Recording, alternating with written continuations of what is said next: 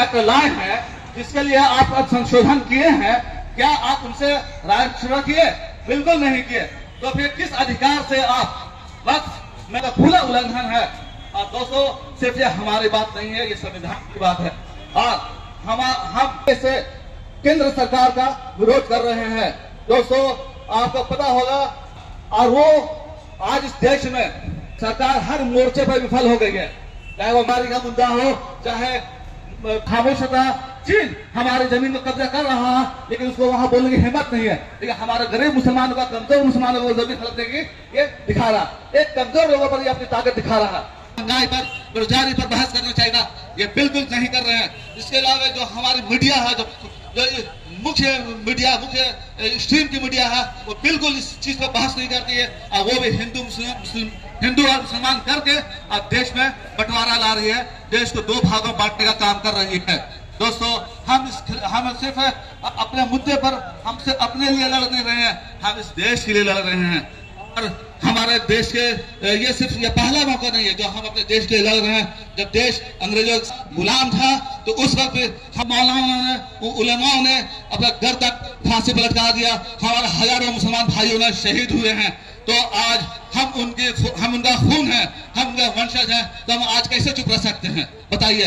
आज हमें अपने दिल को जोश से भर के रखना, ये डरना नहीं है। खामोश जो है, ये देश के खिलाफ जो कानून में बदलाव ला रहा है और देश के खिलाफ में वो लोगों को मुद्दों से भटका रहा है। पर हम इस नारा देते हैं कि वक्फ अमेंडमेंट एक्ट वापस लो, वक्फ अमेंडमेंट एक्ट वापस लो।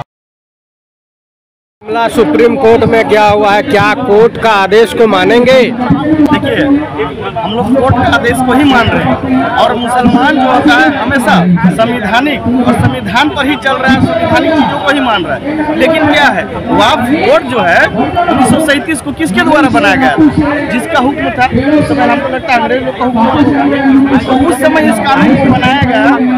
इसलिए बनाया गया कि उस समय जो है, जो जमींदार होते थे, चाहे वो किसी समाज के होते थे, तो जहाँ मदरसा बनाना हो, मस्जिद बनाना हो, कब्रिस्तान बनाना हो, तो जहाँ मुसलमानों की आबादी जहाँ होती थी, अगर मुसलमान जमींदार होते थे तो दूसरे लोगों को माफ करते थे कि आप वहाँ धार्मिक चीज बना सकते हैं। और जहाँ मुस्लिम का आबादी होता था, अगर वहाँ दूसरे समुदाय की जमीन होता था, तो दूसरे जमींदार भी उसको माफ करते थे कि आप उस जगह को बनाइए। तो ऐसा हमारा भारत देश में बहुत सारा जमीन है जहाँ मुसलमान जमींदार या मुसलमान का बहुत सारा प्रॉपर्टी है, तो दूसरे समुदाय को भी दिए हैं। और दूसरे समुदाय भी मुसलमानों को एक भाईचारगी प्रेम था, तो वो वाप के तहत है, उसको दान कर दिए, सादा कागज पे, ये सादा पट्टा में, जो भी बोलिए, उसको एक वाप कर दिया गया। लेकिन आज देखिए, ये सिस्टम सारा कुछ ठीक ठाक चल रहा था, मुसलमान का संवैधानिक अधिकार था।